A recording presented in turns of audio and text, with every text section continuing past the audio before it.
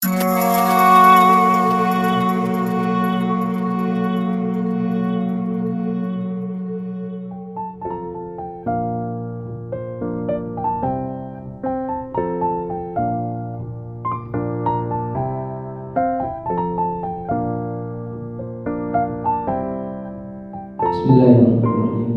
Assalamualaikum warahmatullahi wabarakatuh.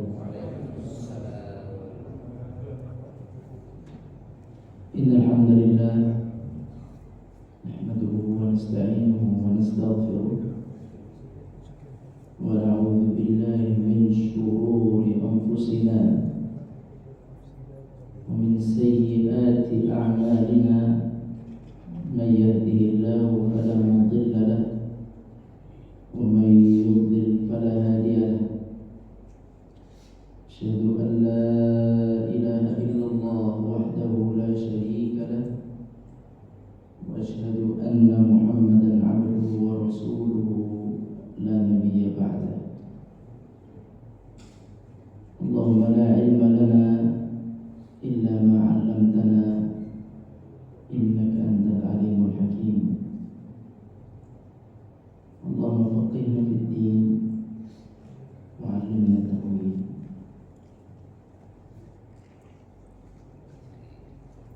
Muslimin yang dirahmati Allah Subhanahu wa taala. Pada kesempatan yang berbahagia ini kita bersyukur kepada Allah dengan mengucapkan Alhamdulillahirabbil alamin. Kemudian kita bersalawat kepada Nabi sallallahu alaihi wasallam. Kaum muslimin yang dirahmati Allah Subhanahu wa taala, para ustaz, para guru di masjid ini, Ustaz Miftah, guru kita. Terima kasih juga Pak Hadi yang membawakan acara dan Pak Narmodo. Hari ini pakai baju biru Pak. Bukan Pak kan? Apa Nasdem? Koalisi. Dan seluruh bapak-bapak jamaah Tasbih Hikmah yang dirahmati Allah Subhanahu wa taala. Pada hari ini insyaallah kita akan bercerita tentang bentuk-bentuk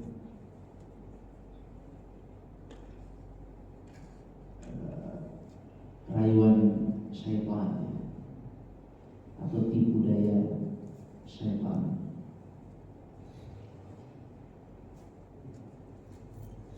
Ceritanya diawali dari, kita akan mulai dari penciptaan Adam alaihissalam. Allah Subhanahu wa taala berfirman, sebagaimana kita tahu apa bunyinya, wa qala rabbuka lil malaikati inni ja'ilun fil ardi khalifah. Allah berfirman bahwa Allah akan membuat atau menciptakan di bumi ini seorang makhluk yang akan menjadi khalifah. Siapa itu? Yaitu Nabi Adam, manusia. Apa arti khalifah? Apa arti khalifah?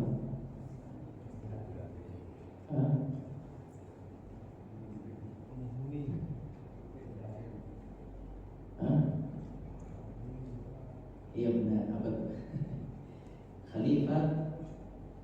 Al-khalifah itu Abu Bakar itu khalifah Rasulullah. Khalifatu Rasulullah Abu Bakar As-Siddiq radhiyallahu anhu. Apa itu arti khalifah? Khalifah itu yang mewakili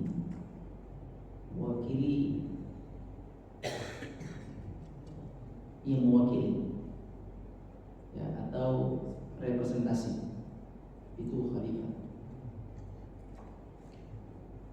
Jadi manusia itu diciptakan tujuan awalnya itu representasi khalifatun, mewakili khalifatullah sebagai mewakili Allah Azza wa Jalla atau mewakili dalam hal menerapkan hukum-hukum Allah. Jadi Allah menciptakan Adam itu untuk menjalankan semua perintah-perintah Allah di atas bumi ini. Itulah namanya khalifah. Ya, jadi khalifah itu adalah yang merepresentasikan keinginan Allah dan aturan Allah di atas muka bumi ini. Itu namanya khalifah. Nah, Abu Bakar itu disebut Khalifatu Rasulillah. Khalifatu Rasulillah, beliaulah yang merepresentasikan, melanjutkan apa yang diinginkan oleh Rasulullah SAW, hukumnya, aturannya, dan seterusnya. Beliau melanjutkan, mewakilkan, yang melanjutkan Rasulullah SAW. Jadi itu tujuan awal dari kita semua, Bapak Ibu sekalian, yaitu menjadi pelaksana hukum Allah di atas muka bumi. Itu asalnya. Yang lainnya, asal-asal atau tujuan-tujuan lainnya itu menyusul. Menjadi apa? Menjadi pelaksana hukum Allah di sini. Coba dipahami dulu. Jadi kita ini ada, Bapak ada, itu tujuan Allah untuk menjadi pelaksana hukum Allah di bumi ini. Karena Allah tidak akan menampakkan diri di bumi. Allah juga tidak akan mengutus malaikat ke bumi. Tidak, malaikat tidak tinggal di sini. Malaikat tidak disuruh untuk menerapkan hukum Allah di sini, Pak. Dan malaikat tidak akan pernah menjadi seorang nabi dan rasul, tidak. Enggak, karena Allah mengatakan seandainya kami turunkan malaikat sebagai nabi atau rasul dan mereka tidak beriman, kami hancurkan langsung. Ya. Kalau Allah Subhanahu wa taala "Wa nazzalna 'alaihim malakan", kalau seandainya kami utus nabi itu seorang nabi itu dari malaikat. Kalau nabi itu dari malaikat turun ke bumi berdakwah kemudian tidak diterima,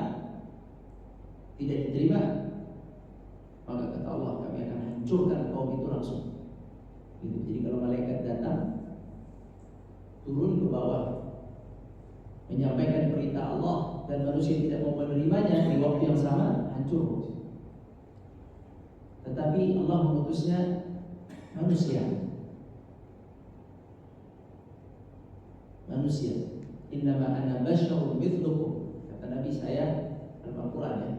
Nabi menyampaikan kepada kaumnya, innama ana basyar, saya manusia, mithlukum, seperti kalian, yuha ilaih, tetapi saya diberikan oleh Allah wahyu melalui malaikat.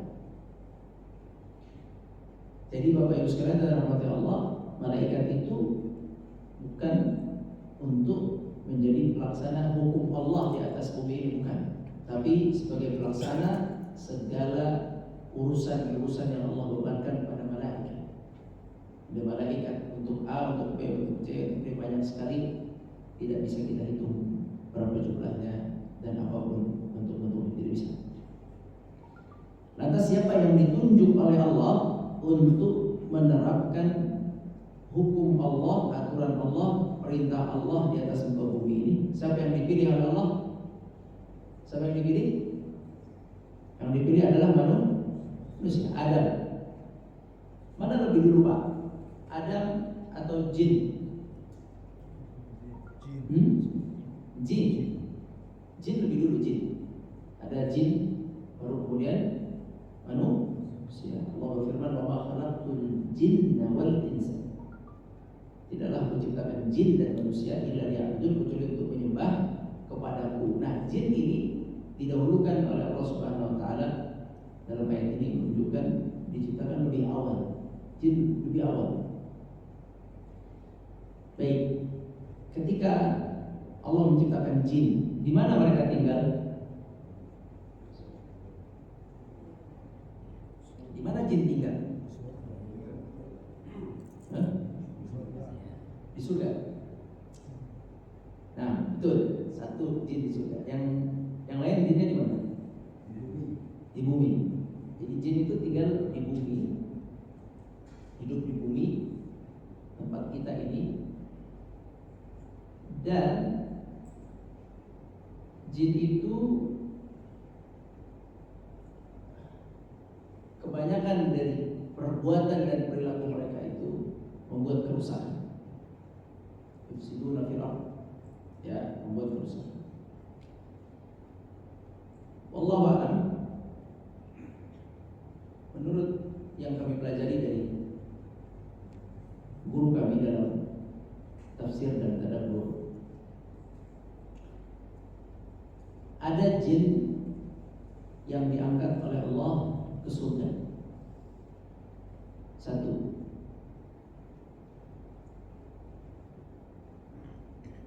Sebagaimana Allah mengangkat manusia ke surga. Siapa manusia yang diangkat ke langit? Kita harus yakin siapa itu? Nabi Isa. Inni mutawaffika wa rafi'uka ilai. Aku angkat engkau ke sisiku, kata Allah Subhanahu wa taala. Baik, berarti ada manusia yang diangkat oleh Allah ke langit, surga, ke sana. Allah, pokoknya di alam langit. Hidup gak Nabi Isa? Hidup. Ketika Nabi Isa di langit, ditempatkan oleh Allah di tempatnya, Wallahu a'lam. Bagaimana cara hidup Nabi Isa, Pak? Sama gak dengan cara hidup kita? Menua, perlu makan, perlu minum, pokoknya seperti kita kan? Enggak berubah pasti. Enggak ada kotoran di dalam dirinya. Kalau manusia atau makhluk langit itu tidak ada kotoran, tidak ada ingus, tidak ada reak, tidak ada penyakit, tidak ada. Itu sudah begitu kata Nabi SAW. Ahlul jannah itu la yusukun wala yata'awatun. Orang di surga itu di langit, surga itu di langit. Tapi di mananya Allah a'lam. Yang jelas surga itu di langit. Dan sudah ada. Jadi orang yang akan masuk surga nanti dan yang ada hidup di surga di langit itu, mereka tidak akan buang air besar, kata Nabi, tidak akan meludah, tidak akan ingusan, tidak ada itu. Nah, maka hidupnya makhluk yang Allah angkat ke langit, Nabi Isa alaihissalam, itu hidupnya sibghah dengan sibghah malaikat. Jadi hidupnya dengan hidup penduduk langit, seperti para penduduk langit. Nah, ada satu jin yang diangkat oleh Allah Azza wa Jalla ke langit. Jinnya ini nanti yang kita kenal dengan nama iblis. Hidup di langit dengan izin Allah, hidup bersama malaikat. Kemudian sampai pada suatu saat ketika Allah Subhanahu wa taala ingin menciptakan Adam alaihissalam, Allah berkata kepada seluruh malaikat, di dalam malaikat itu ada satu makhluk, yaitu makhluk jin yang nanti dikenal dengan istilah iblis. Ya, Allah berkata pada malaikat, di situ ada iblis. Di situ saat itu. Wa idh qulna lil malaikati inni ja'ilun fil ardi khalifah. Kami jadikan khalifah di atas muka bumi ini. Dan seterusnya. Singkat cerita, Allah menyuruh kepada mereka untuk sujud. Itu ada prosesnya. Ada proses Allah membuktikan kehebatan manusia di atas jin. Di situ. Pada waktunya nggak sempat. Tapi di situ Allah menjelaskan bahwa manusia berhak untuk dimuliakan dan berhak untuk menjalankan seluruh perintah Allah di atas muka bumi. Dialah yang paling berhak, yang paling memungkinkan, yang paling memiliki tingkat ketaatan yang optimal, yaitu manusia. Di atas jin dari segi ketaatan dan kesiapan, kita di atas jin. Makanya Allah memilih menciptakan makhluk baru, yaitu manusia, karena dia punya kesiapan lebih kuat daripada jin. Semua Allah yang ciptakan, Allah yang memberikan Allah yang memberikan sifat-sifatnya dan segala macam. Allah pilih manusia. Setelah itu Allah suruh untuk sujud. Seluruhnya Allah suruh untuk sujud yang ada di langit saat itu. Wa idh qulna lil malaikati isjudu li Adam, gitu kan? Sujudlah kepada Adam. Di saat Allah memerintahkan sujud kepada Adam, seluruh malaikat di waktu yang sama, di situ ada iblis dan jin. Ada jin. Satu. Fasajadu illa iblis. Semuanya sujud kecuali iblis. Kana minal apa? Kana minal jin. Kata Allah dalam surat Al-Kahfi, fasajadu illa iblis kana minal jin. Sujudlah semuanya di saat itu kecuali iblis. Kana minal jin. Iblis itu adalah golongan jin. Ya, dia bukan golongan malaikat. Dia golongan jin yang Allah angkat hidup di atas bersama malaikat. Tamam? Karena memang dia aslinya bukan malaikat, jin.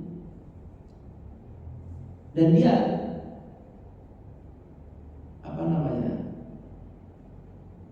dia merasa lebih dulu diciptakan, bukan lebih baik bahan dasarnya daripada Adam AS. Muncul di sini keangkuhan, merasa lebih baik. Maka si jin ini, si iblis ini tidak mau sujud, ya kan? Tidak mau sujud. Nah, apa alasan dia tidak mau sujud? Apa alasannya? Kita semua tahu lah. Apa alasannya? Hah? Lebih tinggi. Terus lebih baik. Dari sisi apa? Dari sisi bahan penciptaannya. Dari sisi nasab. Dari nasabnya dia lebih senior. Ya, dia merasa lebih hebat. Saya nasabnya nasab api. Ini ngapain dari tanah yang saya injak-injak di atas bumi dulu, gitu ya? Aslinya di bumi si iblis itu. Maka dia merasa lebih baik. Dari sini Bapak Ibu sekalian pelajaran bahwa perasaan lebih baik itu bagian dari waswas syaitan. Jadi kan tema kita adalah waswas syaitan, atau bisikan-bisikan syaitan atau tipu daya syaitan. Di antara tipu daya pertama yaitu sifatnya dia asli, yaitu merasa lebih baik dari yang lain.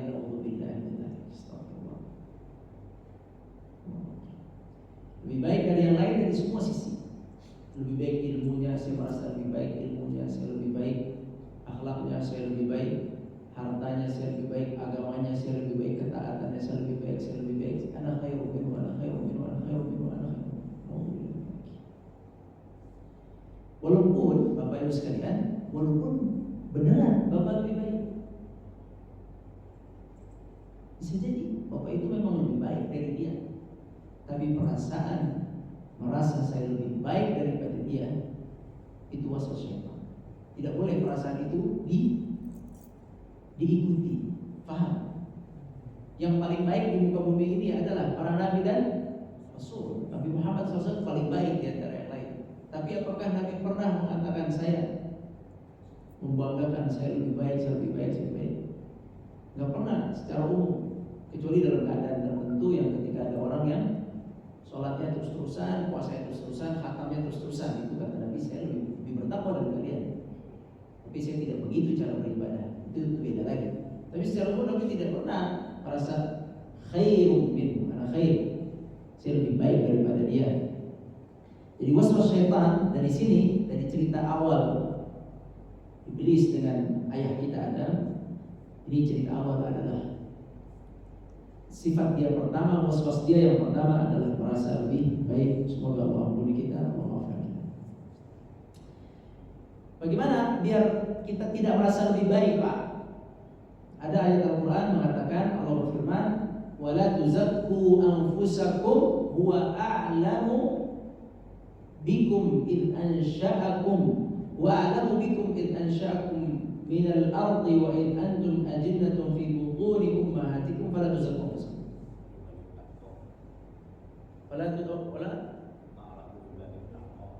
فَلَا تُزَكُّوا أَنفُسَكُمْ هُوَ أَعْلَمُ بِمَنِ اتَّقَى.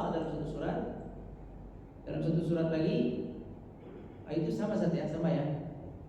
Allah berfirman, "Huwa a'lamu bikum id ansha'akum minal ardi wa id antum ajinnatun fi butuni ummahatikum fala tuzakku anfusakum huwa a'lamu biman ittaqa." Nah, terima kasih Ustaz. Allah lebih tahu kepada kita dari sejak kita janin di dalam perut ibu kita. Janin, Pak, janin belum ada bentuknya, belum ada darah yang mengalirnya, belum ada darah putihnya, belum ada otaknya, belum ada jantungnya, belum ada apa-apa. Itu Allah sudah tahu tentang kita akan kemana dan bagaimana. Wa a'lamu bikum id ansha'akum minal ard wa id antum ajinnah. Sejak dari ayah kamu yaitu Adam diciptakan dari tanah, dan sejak kamu diciptakan dari janin di dalam perut ibu tuli ummahatikum, di dalam perut ibu kalian, fala tuzakku anfusakum. Maka janganlah kalian membanggakan diri kalian. Wa a'lamu biman ittaqa. Allah lebih tahu siapa yang paling bertakwa di antara kalian. Oleh itu kaum muslimin dan rahmati Allah, jadi syaitan itu atau jin, dia tidak mau sujud kepada Adam alaihissalam. Alasan yang paling jelas dalam Al-Quran disebutkan karena dia merasa lebih baik daripada yang lainnya.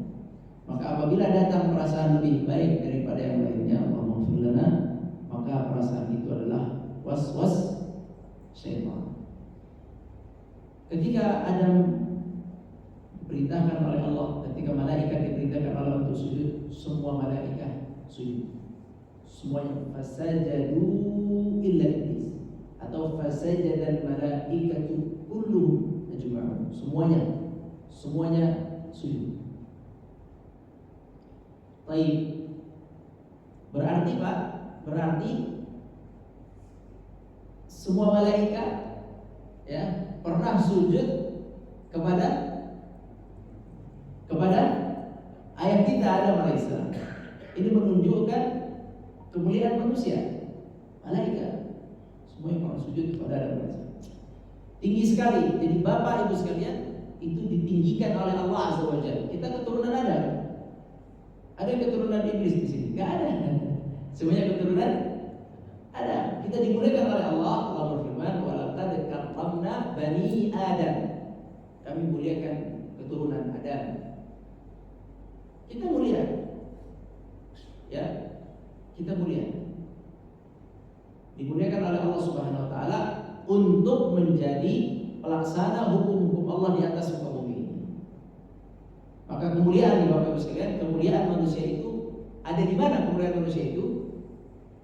Kemuliaan manusia itu ada pada kadar seberapa banyak dia menjalankan hukum Allah di atas muka bumi itu. Kemuliaannya di sini. Ya, seberapa banyak dia menjalani hukum Allah, perintah Allah di atas muka bumi ini, maka dia adalah orang yang mendapat kemuliaan dari Allah Subhanahu wa taala. Karena asalnya kita emang diciptakan untuk menjalankan hukum Allah di atas muka bumi ini. Ya, di atas muka bumi. Kemudian setan tidak mau sujud. Kemudian singkat cerita juga setan dilaknat oleh Allah. Kemudian setan berjanji akan mengganggu Adam dan keturunannya, gitu kan? Mengganggu Adam dan keturunannya. Baik. Bagaimana cara setan mengganggu Adam, Pak? Kita tahu semua. Bagaimana caranya? Allah kan berfirman. Allah berfirman kepada siapa? Kepada Adam, wahai Adam, wa qulna ya Adam uskun anta wa zawjuka al-jannah wa kula minha ragadan haitsu syi'tuma wa la taqraba hadhihi asy-syajarah. Kamu Adam dan Hawa istri kamu, silakan kamu tinggal di sini, tapi dengan syarat apa? Jangan memakan buah khuldi. Jangan makan buah khuldi. Pertanyaannya gini, jangan makan pohon yang ini, satu pohon. Pertanyaannya, kalau Adam nggak makan pohon itu, Adam akan terus di surga atau akan turun? Hah? Tetap turun. Betul. Dari mana kita tahu Adam akan tetap turun? Nah, jadi itu satu statement penting yang di atas ketika Allah mengatakan Adam itu untuk menjadi pelaksana hukum Allah di atas muka bumi. Jadi cepat lambat Adam akan diturunkan. Itu satu, ayat itu menjelaskan. Yang kedua, ayat ini. Ayat yang kata Allah makan semuanya kecuali satu pohon. Ini menunjukkan Adam nggak kekal untuk saat itu ya.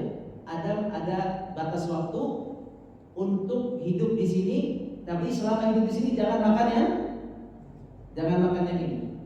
Ini menunjukkan waktunya terbatas. Sebab kalau orang di surga nggak ada larangan, Pak.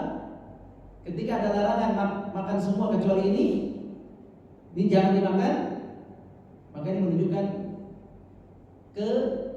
keterbatasan waktu Adam. Dia akan turun pada waktunya. Di atas tadi disebutkan khalifah di bumi. Ketika disuruh tinggal di mana? Di surga, diikat oleh Allah silakan makan, tapi jangan yang ini. Ini menunjukkan keterbatasan waktu akan tinggal di surga. Ya, baik. Jadi Anda memang akan turun ke surga. Cuma waktunya itu semua Allah yang menentukan. Nah setelah itu setan mintakan sama Allah, janji saya akan ganggu si Adam dan keturunannya. Baik, bagaimana cara syaitan mengganggu Adam? Kita juga tahu itu jawabannya. Bagaimana caranya? Ya, syaitan fokus kepada benda yang dilarang untuk didekati. Berarti ini adalah cara tipu daya syaitan. Yaitu apa? Yang dilarang didorong kita untuk mendekati. Ini juga jadi pertanyaan nih. Ini dibahas oleh ahli tafsir. Apakah syaitan gangguinnya sama seperti si iblis mengganggunya seperti orang yang mendampingi, ngerayu langsung dengan perkataan, atau dia mengganggunya dengan masuk ke dalam was-was, ke dalam hati syaitan? Yang mana? Bisa bedakan pertanyaannya?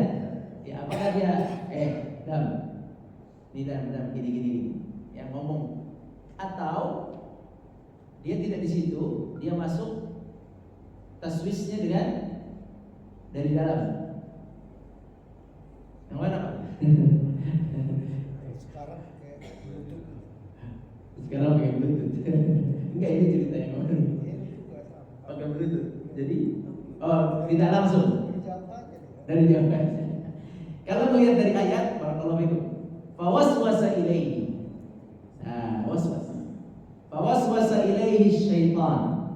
Fawaswas. Ini jadi patokan oleh para ahli tafsir yang menguatkan ya bahwa syaitan itu merayunya tidak seperti yang digambarkan dalam film kartun. Ya, bahwa dia ada di situ.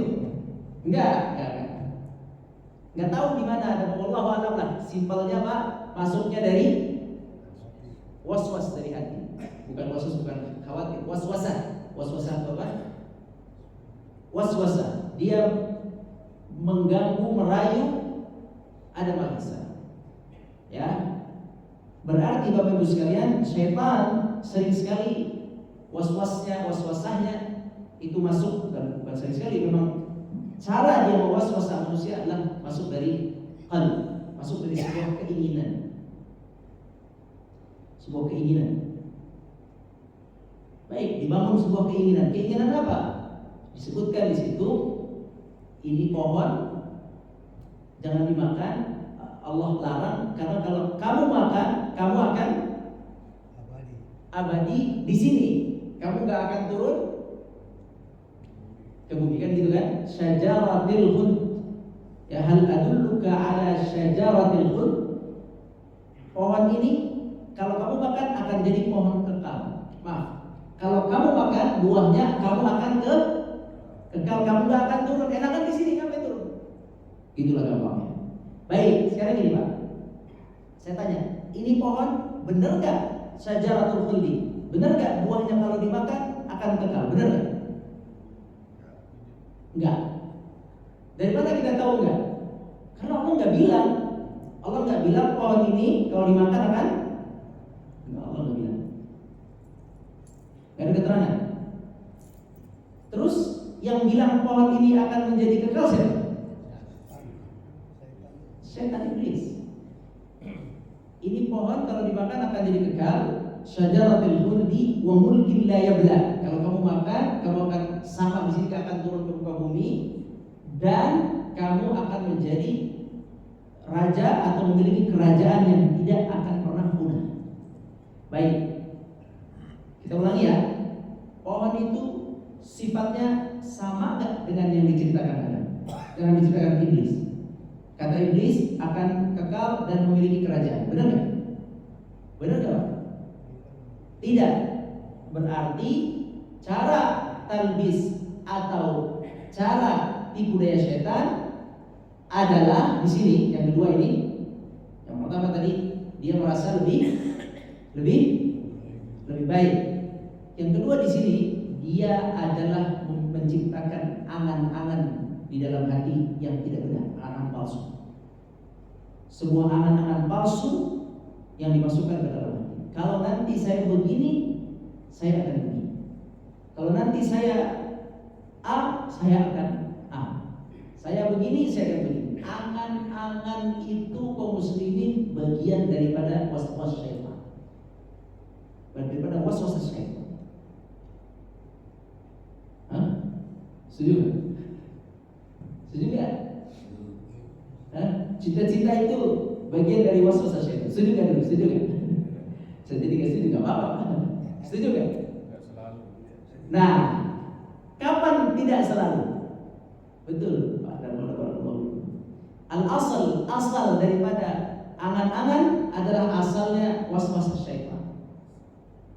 Allah berfirman, "Wala udhillannahum wala umanniyannahum." Saya sesatkan mereka, saya sumpah saya akan sesatkan mereka, saya sumpah saya akan angan-angankan mereka. Jadi asal sebuah angan-angan adalah tasbih syaitan, kecuali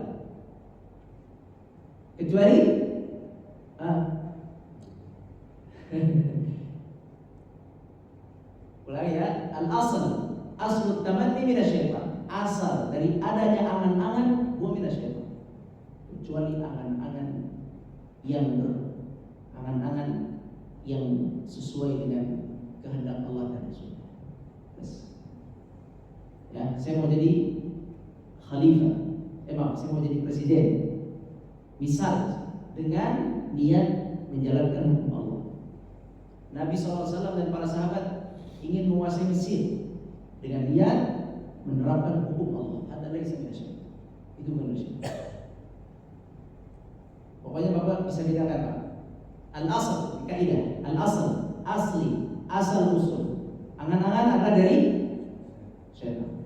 Dia bisa menjadi angan-angan yang tidak dari syaitan jika sesuai dengan keinginan dan aturan Allah. Itu aja. Itu yang tahu adalah antara kita dengan Allah. Kita yang tahu isi hati kita. Apa yang kita inginkan, apa yang kita harapkan dari hal tersebut. Baik, coba Anda tanya lagi. Kaya, saya ingin kaya supaya kaya raya. Ya tadi dulu ya. Boleh nggak minta kaya? Boleh. Boleh nggak ingin kaya? Boleh. Boleh. Bagus. Tapi kapan kaya itu menjadi tamanni syaitan, menjadi angan-angan yang ditiupkan syaitan, dan kapan kaya menjadi sesuatu yang baik yang dipuji oleh Allah. Angan-angan kaya adalah kapan angan-angan kaya menjadi tipu daya syaitan, kapan angan-angan kaya menjadi hal baik yang dipuji oleh Allah. Itu kalau yang di angan-angan yang menjadi cita-cita kaya yang menjadi angan-angan syaitan adalah cita-cita kaya yang untuk kebanggaan, untuk kekuasaan, untuk kenyamanan, untuk kemewahan. Itu angan-angan syaitan. Masing-masing tahu antara dirinya dengan Allah. Tapi angan-angan ingin kaya, saya ingin kaya, yang dipuji oleh Allah itu ada dalam hadis. Ada dalam hadis. Yaitu seseorang yang berharap bisa kaya seperti si fulan. Dia pertama dia begini, dia melihat si fulan orang kaya, banyak harta, banyak berinfak, kemudian muncul dalam hati dia, ya Allah, seandainya kau berikan aku kaya, aku ingin seperti itu. Itu ada dalam hadis. Kaya yang seperti itu, cita-cita ingin kaya seperti itu dipuji oleh Allah. Ulang ya. Jadi kalau ingin kayanya seperti melihat Utsman, Affan, radhiyallahu anhu, Abdurrahman bin Auf, saya ingin kaya ya Allah seperti mereka biar bisa infak yang banyak. Kalau itu niatnya, ingin kaya seperti itu niatnya, maka itu niat yang dipuji di dalam hadis Rasulullah SAW. Tapi ya, yang mengetahui niat itu hanya bainakum wa bainallah. Keikhlasan berniat itu hanya Allah yang tahu. Barang siapa yang ikhlas niatnya benar seperti itu dan Allah menilainya ikhlas, maka dia mendapatkan pahala dari niatnya itu. Ya, tidak boleh hasad, dengki kecuali pada 3 kan. Salah satunya adalah dengki, hasad. Maksudnya tuh dengki, hasad maksudnya ingin, saya iri. Boleh iri kepada siapa? Kepada 3. Sedang insyaallah ya, tahu ya. Salah satunya adalah kepada orang kaya yang dermawan fisabilillah. Saya pengen ya Allah, saya pengen seperti itu. Ini keinginan mendapatkan kekayaan yang diridhai oleh Allah SWT. Tergantung keikhlasannya juga kan. Beneran kan? Itu Allah yang tahu. Yang kedua ada keinginan kaya, cita-cita angan-angan kaya yang tidak terpuji, yaitu melihat Sultan Jakarta Barat, Sultan Kembangan, melihat artis fulan, melihat fulan, pembisnis fulan, seandainya saya seperti dia, ada madmu. Ini adalah cita-cita angan-angan yang tidak terpuji. Itu syaitan. Dan seterusnya. Jadi syaitan masuk dari angan-angan. Dan Nabi SAW mengatakan dalam sebuah hadis sahih dari Bukhari, sahabat mengatakan, menceritakan Nabi membuat sebuah garis Pak seperti ini. Tidak ada yang tahu garis seperti ini. Kata Nabi, ini ajal. Nih garis depan ajal. Terus Nabi bikin garis lurus ke atas seperti ini, keluar sampai sini, tinggi. Garisnya itu lurus. Kata Nabi SAW, yang ini ajal. Yang ini yang jalan keluar ini adalah angan-angan. Manusia, kata Nabi SAW, manusia lebih panjang angan-angannya daripada umurnya. Ada angan-angan yang dimaksud Nabi SAW adalah angan-angan taswis syaitan, angan-angan yang tipu daya syaitan. Jadi angan-angan itu secara umum al-asal aslinya adalah angan-angan itu tipu daya syaitan. Tapi ada angan-angan yang dari Allah. Ada. Rasulullah SAW ingin menyebarkan dakwah Islam. ingin Islam ini menyebar di seluruh jazirah Arab. Sampai Nabi mengirim surat kepada raja-raja itu, angan-angan yang benar, atau angan-angan kitab akhirat. Kalau angan-angan akhirat, insya Allah tidak ada was-was syaitan. Pokoknya kalau angan-angannya akhirat, saya ingin akhirat begini, saya ingin begini, insya Allah itu bukan dari tipu daya syaitan. Tapi kalau angan-angannya adalah yang di dunia, pengen ini, hati-hati kaum muslimin, hati-hati saja. Itu angan-angan bisa dari syaitan. Bagaimana biar tidak dari syaitan? Minta petunjuk dari Allah. Istigharah, ista'in billah. Minta tolong sama Allah dalam mencapai angan-angan itu. Seandainya baik angan-angan itu, tolong ciptakan, tolong mudahkan. Jika tidak, ya Allah, maka tidak. Jadi saya ingin sampaikan ini baru 2 saja bentuk-bentuk talbis atau tipu daya syaitan iblis. Yang pertama, dia selalu merasa meniup rasa lebih baik dalam hati kita. Na'udzubillah min dzalik. Yang kedua adalah tamanni syaitan. Nanti begini, sesuatu yang tidak tahu akan terjadi atau tidak, terus menerawang otak kita tentang begini. Untuk menghindari angan-angan yang berlebihan seperti itu, maka istaghfir billah, minta tolong pada Allah dan Rasul. Istikharah itu Allah alam al-asal, aslinya istikharah adalah dengan salat. Al-asal aslinya istikharah dengan salat. Tapi Anda belajar sama guru Anda Syekh Muhammad Al-Asnawi, beliau mengatakan, seandainya kalian belum sempat salat, boleh dengan doa ini. Allah, karena ini khair, seandainya ini baik, tolong mudahkan rencana saya. Itu bisa. Al-asal aslinya salat, istikharah salat. Tapi dia boleh dalam bentuk sementara, untuk belum mulai salatnya kita doa dulu. Allahumma inna dzalika khair, kalau ini baik buatku tolong mudahkan, jika syar maka jauhkan. Itu kata Nabi sallallahu alaihi wasallam, ma khaba man istashar wa ma nadima man istakhar. Tidak akan pernah orang yang manadim, tidak akan menyesal orang yang beristikharah, meminta yang terbaik dari Allah Subhanahu wa taala. Baik, dari sini inilah 2 kurang lebih budaya iblis sementara, yaitu